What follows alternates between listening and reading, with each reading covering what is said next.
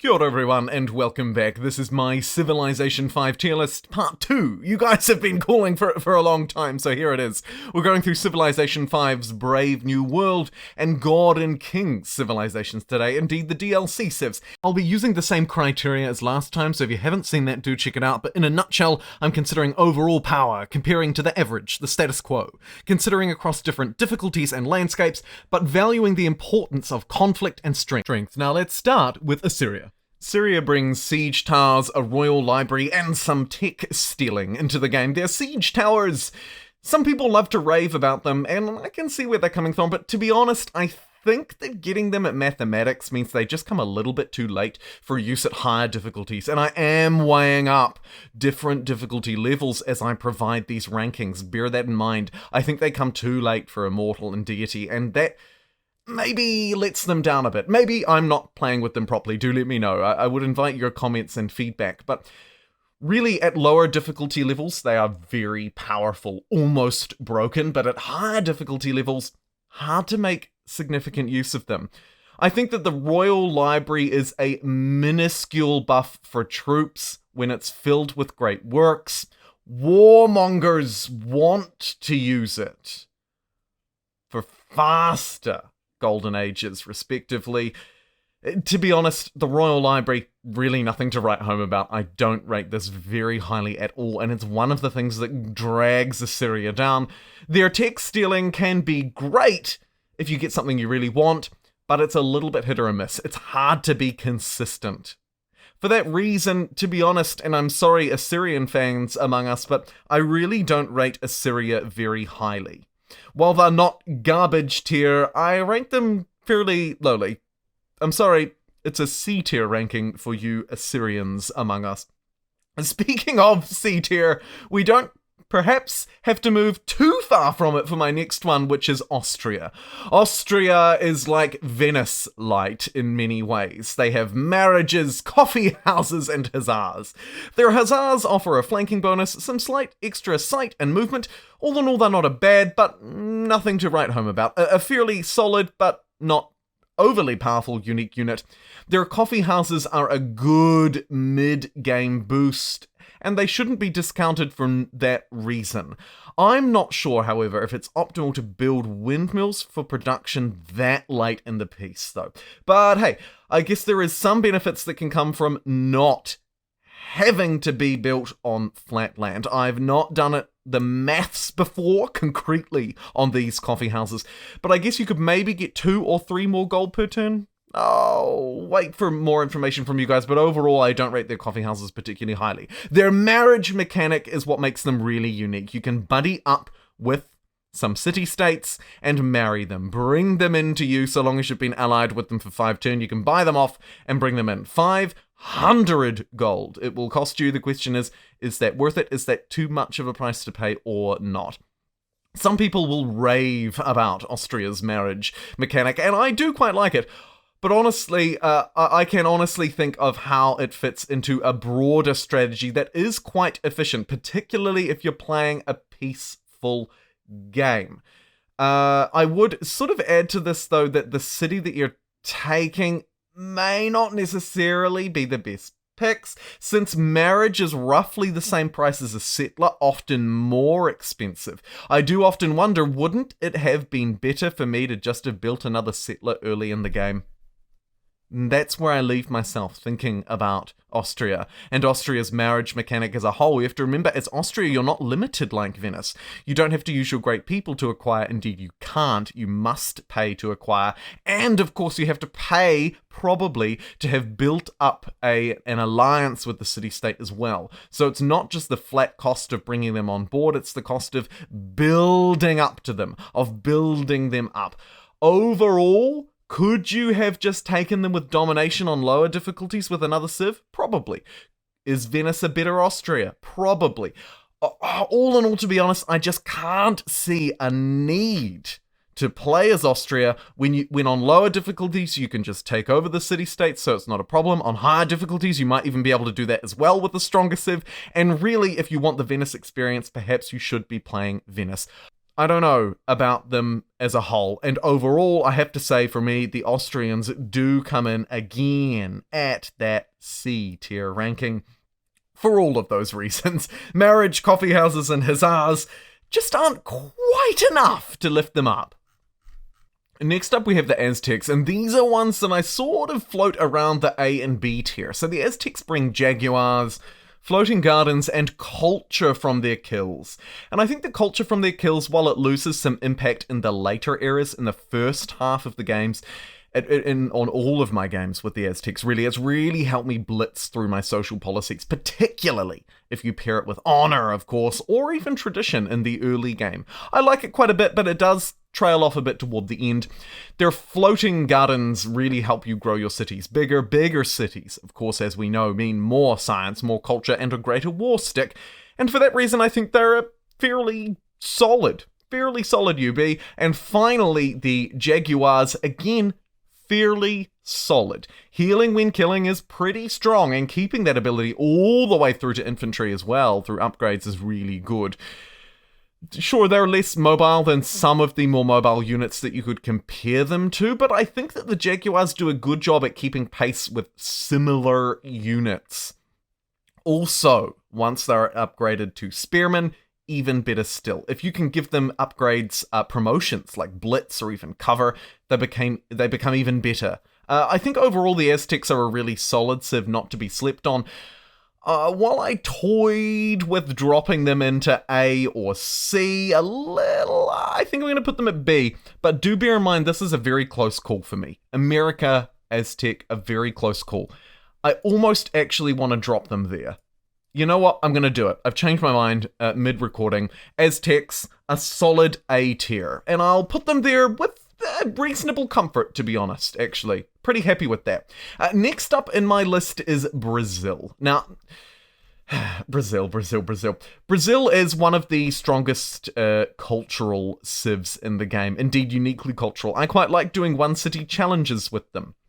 And if you're a fan of one-city challenges like me, then I would encourage that you play with Brazil a little more. However, on the whole, how good are Brazil and Civilization 5?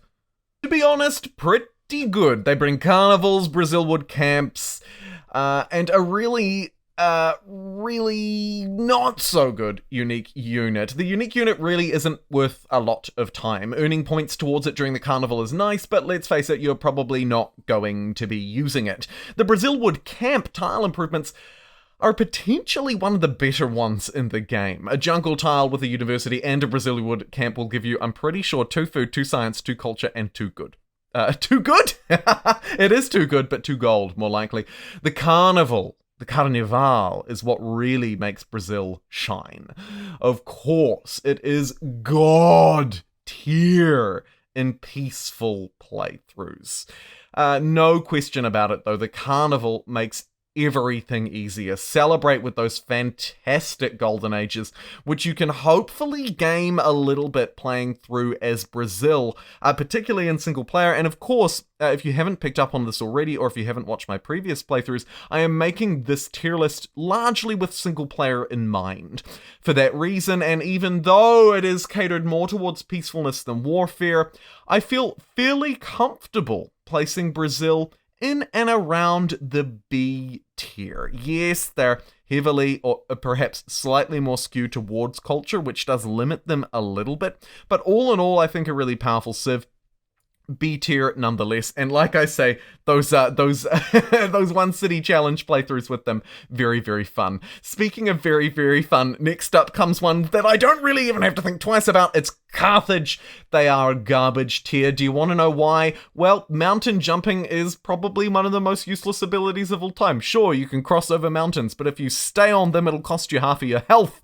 And really, at higher rankings, has anyone ever seriously felt the tactical need to move over a mountain?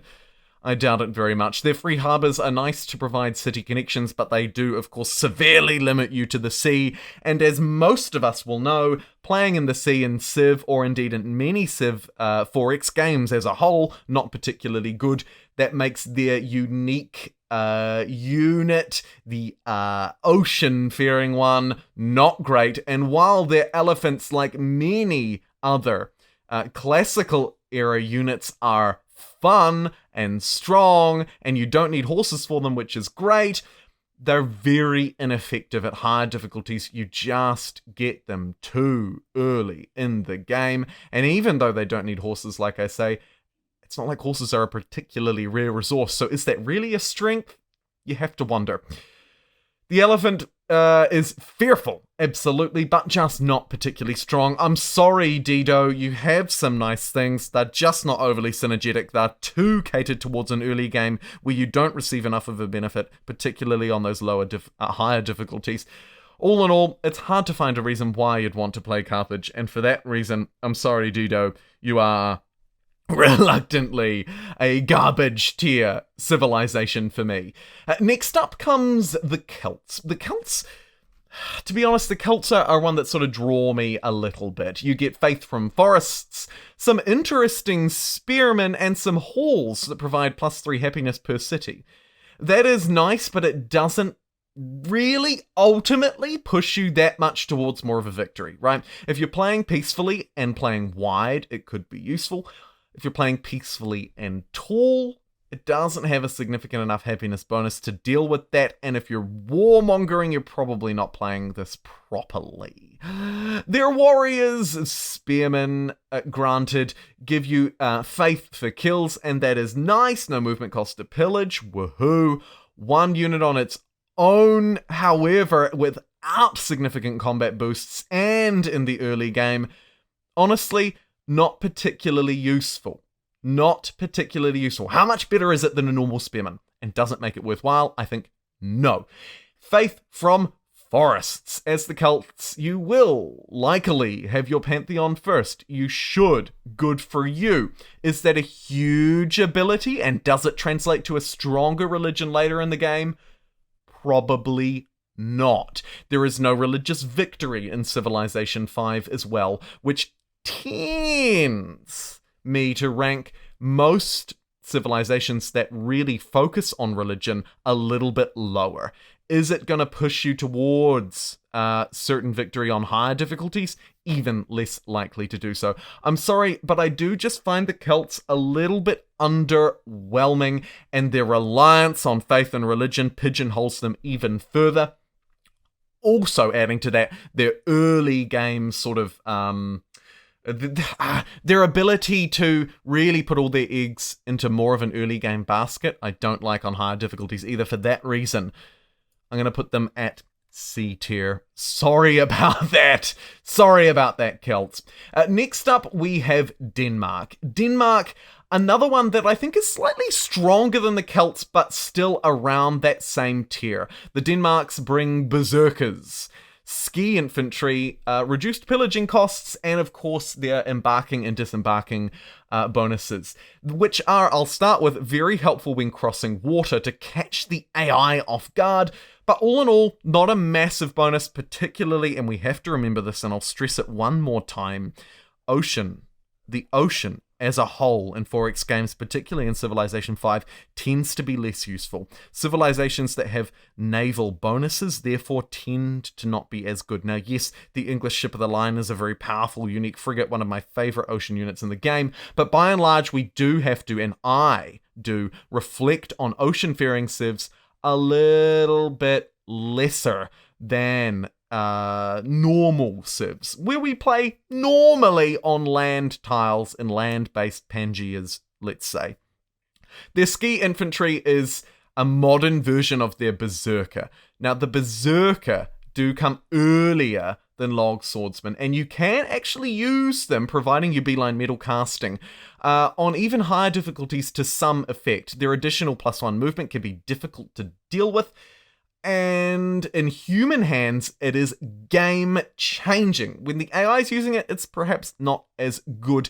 As I say, the ski infantry comes later, as it is a later version of the berserker in many ways, and frankly, nowhere near as good. While the berserker I would rank solidly as like a 6 or a 7 out of 10, the ski infantry, to be honest, pretty garbage. Having no pillaging cost doesn't break the game, but it does speed up your melee conquest a little bit more. Overall, I think that Denmark, while nothing to write home about, is a solid sort of average civ in and around B tier. However, I am just going to sort of drop them back just slightly to C tier here and be a little harsher on them. If I could merge them together and put them right on this line, I would, but I'm just going to drop them down to C tier. Sorry about that, fans of Denmark. Next up, we have the Dutch, the Netherlands. I just actually recently finished recording my guide on these guys, so they're a little bit closer in my mind than some of the other civs, perhaps in this playthrough, in this ranking that I haven't touched for a little while. I think that the Netherlands is probably more stronger than the rest, and it's because their polder tile improvement very, very strong. Their sea beggars are prize ships, better coastal raiders than the privateers that they replace, and strong, but again, unfortunately, tied to the sea. Their polders, as I say, very powerful, but limited in where you can build them. You do need to build them on those hills next to mountains. It makes them very powerful tile improvements, but a little bit limited. Yes, you can get really powerful, insane things with polders and Petra and so on, but to be honest, again, a bit too situational to rely on, and that's a shame. Trading company is the big thing that the Netherlands do well. It's a very useful ability. There are some situations in the early game where trading away your last copy of a resource even can give you valuable gold, bring in friendships, all sorts of things, and some other smaller advantages. But the lack of a coastal base for the Netherlands means, unfortunately, that you do need to make the most of their ability when you have it to maximize your gold. You can use your polders to help with that too, but again, there's a little bit of situationality to the Netherlands that I think lets them down. Again, it's another civ that I'd love to put in the B tier because their polders are insane. I toy with putting them at C tier. I'm going to leave them at B. I'm going to leave them at B just because I think they are slightly less situational than Denmark, and for that reason, I'm going to put them there. Next up, I have Ethiopia on my alphabetical list. Now, Ethiopia is an interesting one. They bring a rifleman that is slightly improved, but really it's just a rifleman. Their additional combat units bonus is not actually particularly useful for domination. It's not usually necessary on a peaceful playthrough, can make a little bit of a difference from time to time. The Stele is, forgive my pronunciation, is really the reason why you play Ethiopia, generally. An early pantheon will give you a good shot at getting a religion, while the religion isn't quite guaranteed, though, so do bear that in mind. You need a pantheon, a really a reliable pantheon in most cases. It'll give you a slightly higher strength, and indeed slightly better, I think, than the Celts. It is less situational, but you'll always build a monument. Ethiopia, I'm sorry, just a little bit lackluster. Not a terrible civ. By all means, not a terrible civ, but a little bit lackluster. I'm going to pop them in at that tier 3 ranking. Just because it's next to garbage tier, don't think that they're just about to drop off onto garbage, because they're not.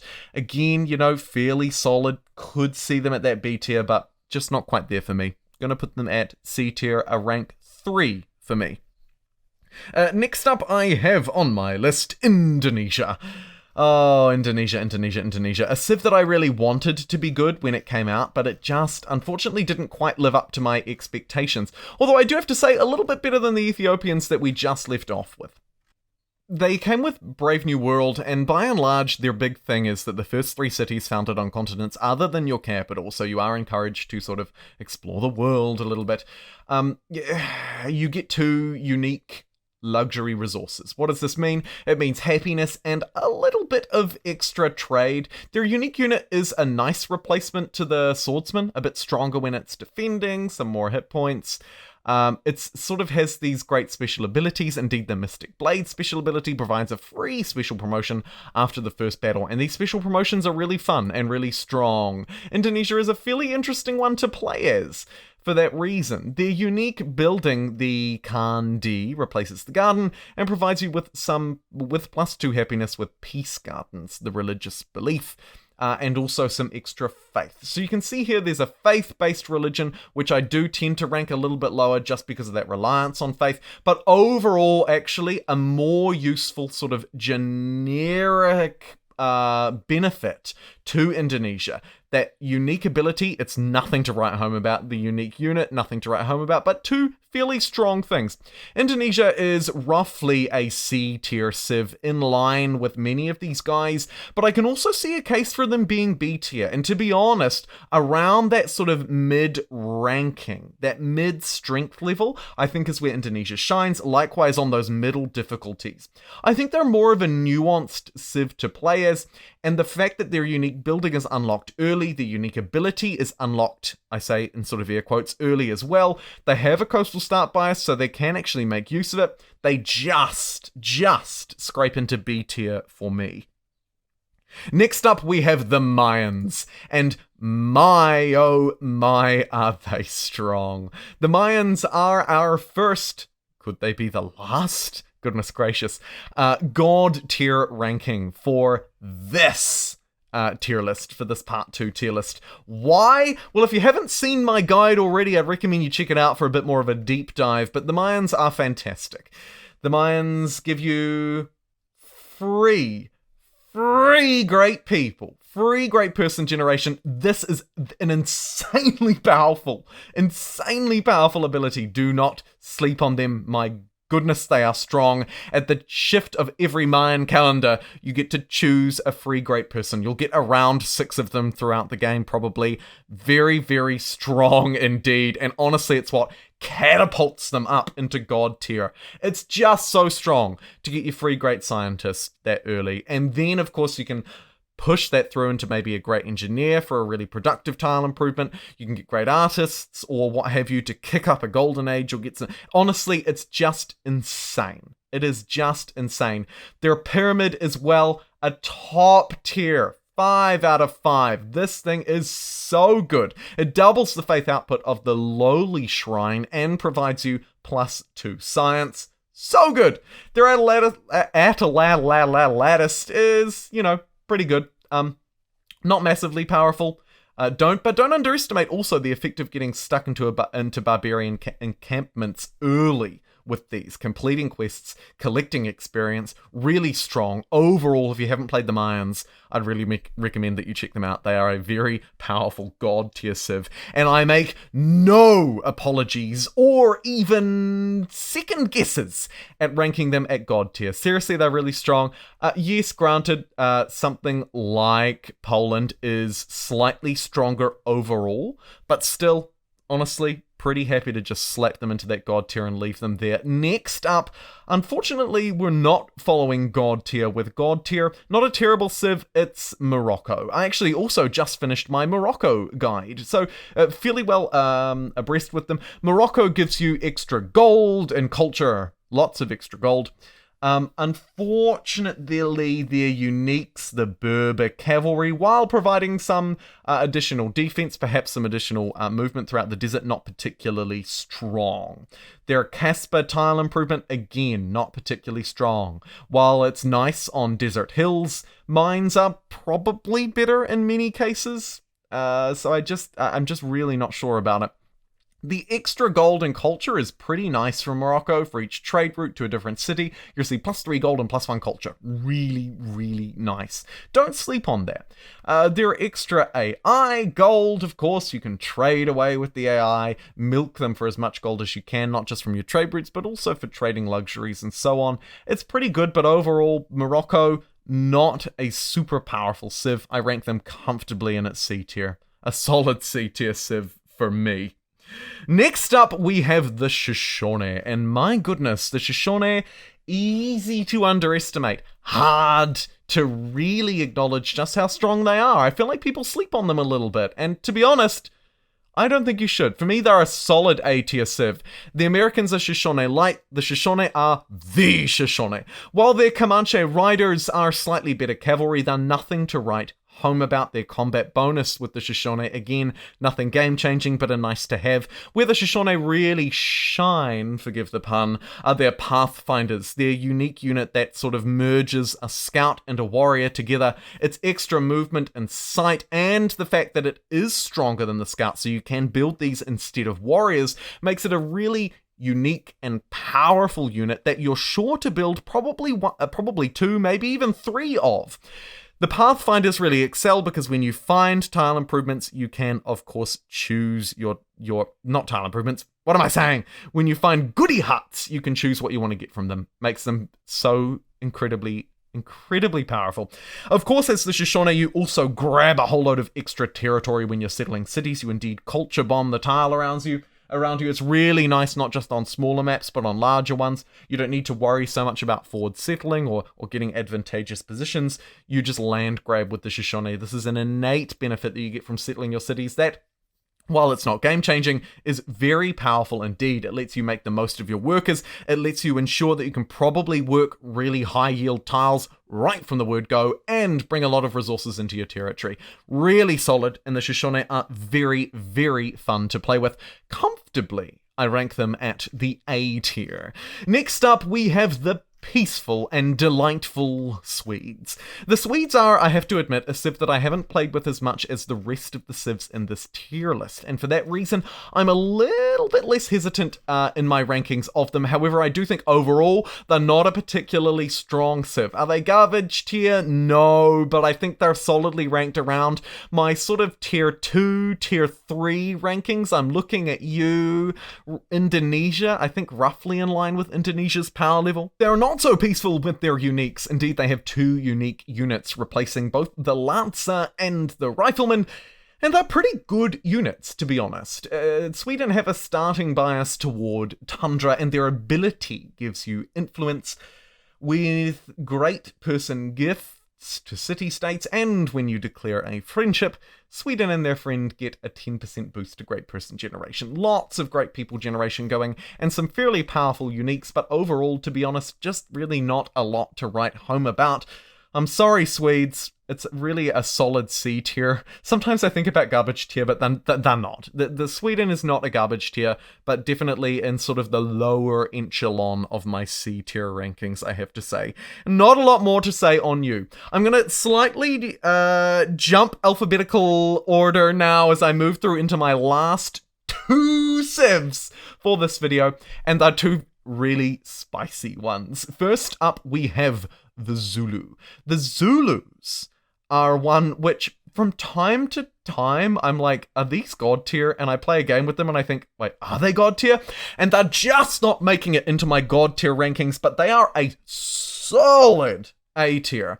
The Impy. Everyone should love the Impy. They brutalize the early and mid game. Make no mistake, you can get an incredibly fast domination with the Impy. Once the Impy are online, there is very little that can be done to stand in their way. An incredibly strong unit, combined with the fact that you get some really nice, unique melee maintenance savings. Playing as the Zulu, it makes the Impy even stronger. Still, stack that again with their faster promotions. You can see where I'm going, this a very powerful Impy. And of course, their unique barracks, which you can build early on and get those promotions rolling even faster, combines into a great category. The Zulu are perhaps the best domination civ in the game. Top 3, I would say, actually. Now that I think about it and think across the board, their MPs are very strong, and don't underestimate. You might say, well, it sounds like you're just reading off a domination civ. What if I don't want to play domination? You don't have to go for a domination victory to win as the Zulu, and that's why I rank them so highly. Yes, the MP is strong, and yes, everything combines into a very powerful conquest oriented gameplay, but you don't need to go dom victory. What I would recommend is get your MP online, grab 1 or 2 capitals, and then the game is yours for the taking. You don't have to just be domination centered with the Zulu to do well, and that's why they're a solid A tier for me. Last but not least, folks, it's Venice. Regular viewers of the channel will know that I love Venice. Venice is one of the most unique civilizations in the game. You cannot build settlers, you cannot settle cities, and your unique unit is a great person. Indeed, it's the great merchant of Venice. What does it do? Well, send it out to a city-state, and you can puppet it as your own. It is the only way to pick up cities as Venice unless you plan on taking them. And you're not that great at doing them. If effectively playing as Venice is like a one-city challenge where you can pick up city-states and bring them into your empire as well as you go. Venice, so fun. But I'm ranking them garbage tier, and I know what you're going to say, but Jumbo, you might say this if you're familiar with the channel, but Jumbo, you say you love Venice, but Jumbo, Venice the meme, but Jumbo, Venice is so good, but Jumbo, in single player, Venice is unstoppable, and you're right! You're right on all of those things, and I do love Venice, but I have to put my biases aside and reflect on Venice across the board, and across the board, Venice is not a powerful civ. If I came up against Venice in a game where I was playing as someone like Zulu, as someone like America, as someone like the Shoshone, even the likes of Brazil, and so on, you have to admit Venice is weak because Venice only has Venice in the early game. Even once they move through that, even once they get their great merchants online, Venice is weak. It cannot choose where it settles its cities except for its capital. You're stuck relying on hoping that your capital is strong. And really, that reliance on one city leaves it incredibly vulnerable. I'm sorry, Venice fans. I love Venice. And in single player, Venice can absolutely chuck itself up there and be god tier. Don't get me wrong. Venice has the ability to play across all of these tiers. Really, it should be put in a tier of its own, but looking at it purely statistically and really analyzing it for what it does and thinking about all of the context for this ranking list, thinking about, is it good across difficulties? Is it resourceful? Can it make a comeback? How good is it across victory conditions? What does it have that a neutral civ wouldn't? How does it compare to that neutral baseline? Unfortunately, it compares at the garbage tier. Don't even get me started on multiplayer, or if you're playing against AI that's fairly competent, you'll be having a bad time.